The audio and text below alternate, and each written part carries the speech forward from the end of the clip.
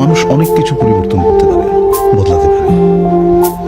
যেমন ধরো তুমি এখন ডিসিশন নিয়েছো যে তুমি ডাক্তার হবে, কিন্তু তুমি যখন 9th গ্রেডে উঠবে তখন তোমার মনে হলো যে তুমি ডাক্তার হবে না, তুমি হবে আর্কিটেক্ট। তুমি তা চেঞ্জ করতে পারো।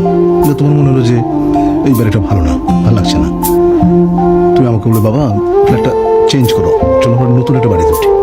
সেটাও সম্ভব। মানুষ সব কিছু পরিবর্তন করতে পারে, সব। কিন্তু একটা জিনিস মানুষ বদলাতে পারে না, সেটা হচ্ছে নিয়তি, ডেস্টিনি। আমরা সবাই আসলে নিয়তির কাছে সমর্পিত।